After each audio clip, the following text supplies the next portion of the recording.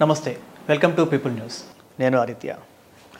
రైతుగా, వ్యాపారవేత్తగా, అధ్యాపకుడిగా, ఎంపీపీగా, ఎమ్మెల్యేగా పోటీ చేసిన మొదటిసారే గెలిచి శాసనసభలో అడుగుపెట్టి పట్టుకున్న ప్రతి రంగంలోనూ సక్సెస్ను జేబులో పెట్టుకొని తిరుగుతున్న నెల్లూరు జిల్లా కావలి ఎమ్మెల్యే దగుమాటి వెంకటకృష్ణారెడ్డి గారు మనతో ఉన్నారు. వారి వ్యక్తిగత రాజకీయ ప్రయాణాన్ని గురించి వారి మాటలోనే అడిగి తెలుసుకుందాం. సార్ నమస్తే అండి, ఎలా ఉన్నారు? నమస్కారం అండి, బాగున్నామండి. ముందుగా మీకు మా పీపుల్ న్యూస్ ఛానల్ తరపు నుండి శుభాకాంక్షలు సార్. ఇంత ట్రెమెండస్ విక్టరీ అనేది మీరు అందుకున్నారు. థ్యాంక్ యూ అండి, ధన్యవాదాలు. సార్, నా మొదటి ప్రశ్న, మీరు గతంలో ఒక ఛానల్కి ఇచ్చిన ఇంటర్వ్యూలో చెప్పారు, నేను తప్పకుండా గెలుస్తాను, నా గెలుపుకు కారణం ప్రతాప్ రెడ్డి అని చెప్పేసి ఒక స్టేట్మెంట్ అయితే ఇచ్చారు. ఎలా అంత కాన్ఫిడెంట్గా స్టేట్మెంట్ ఇచ్చారు? ఒక ప్రజాప్రతినిధి చూడకూడని, చెయ్యకూడని,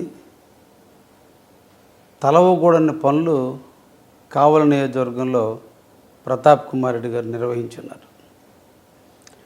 ఒక ప్రజాప్రతినిధిగా ప్రజల యొక్క మన్నలతో గెలిచినటువంటి వ్యక్తి రోజులో కొంతైనా సేవకు అంకితం అవటం, ప్రజల మెప్పు కోసం ప్రయత్నం చేయటం అనేది జరుగుతుంది.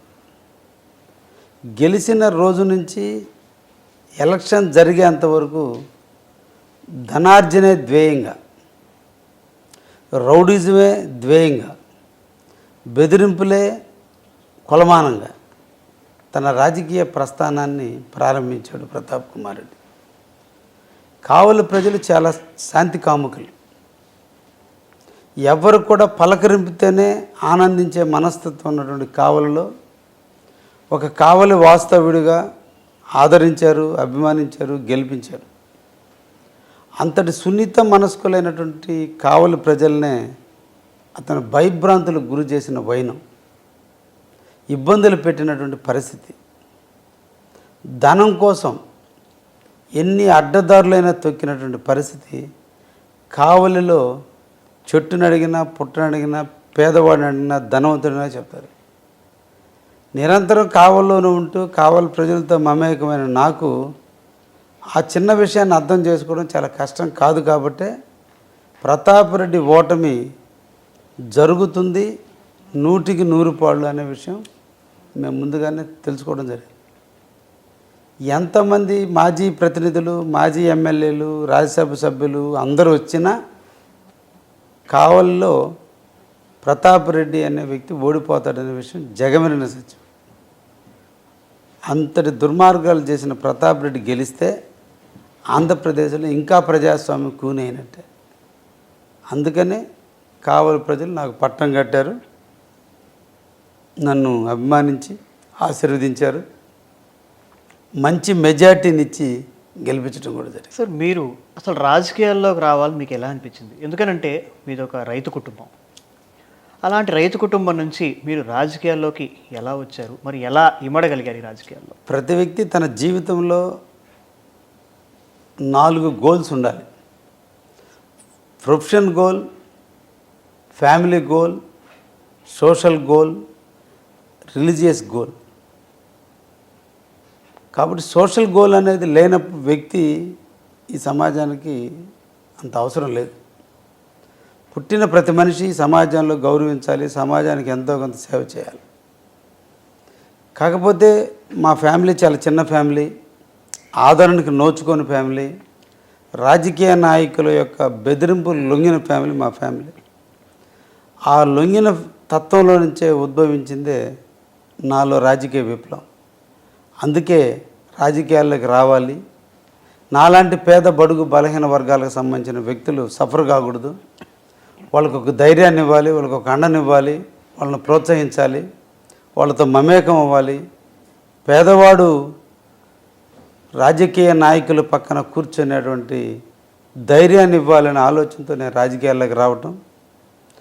అనుకోని పరిస్థితుల్లో 2005లో అనూహ్యమైన రీతిలో మండలాధ్యక్షుడిగా ఎన్నిక కావటం, అప్పటి నుంచి ప్రజాసేవలో నిమగ్నం అవటం, పలు దఫాలుగా ప్రజలతో మమేకమైన సందర్భాలను బట్టి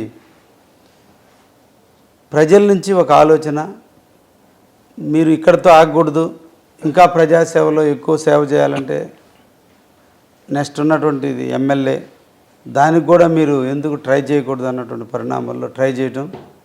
మా అధినేత, ఈ రాష్ట్ర భవిష్యత్తు ప్రదాత, ఈ రాష్ట్రం బాగుండాలని నిరంతరం తప్పించేటువంటి వ్యక్తి, అభివృద్ధి కాముకుడైనటువంటి శ్రీ చంద్రబాబు నాయుడు గారు నన్ను ఆదరించటం, లోకేష్ బాబు గారు నన్ను దగ్గర తీయటం, వాళ్ళిద్దరి యొక్క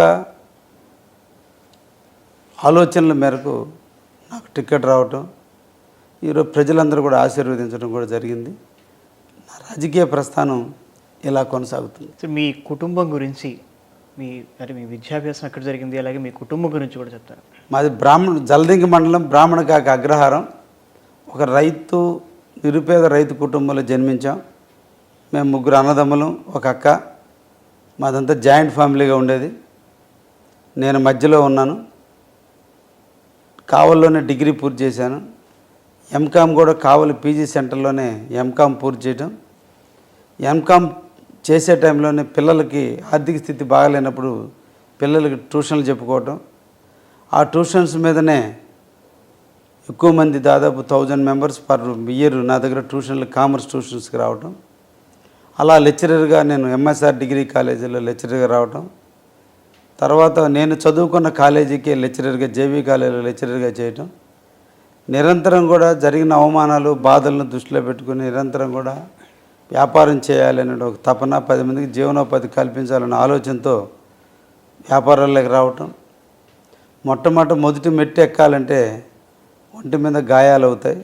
అట్లా వ్యాపారంలో ఒడిదుడుకుల్లో నష్టాలు రావటం. ఈ నష్టాల నుంచి నేర్చుకున్న గుణపాఠాలతో మళ్ళా వ్యాపారం చేయటం.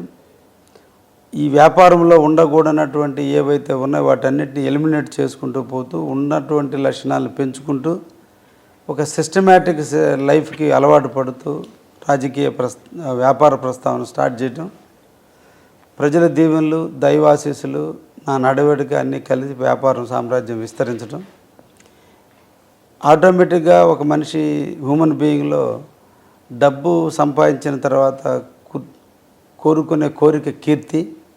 ఆ కీర్తి కోసం పాత రాజకీయ అవమానాల మధ్య రాజకీయ అరంగేటం చేసి నిరంతరం ప్రజలతో ఉండటం జరుగుతుంది.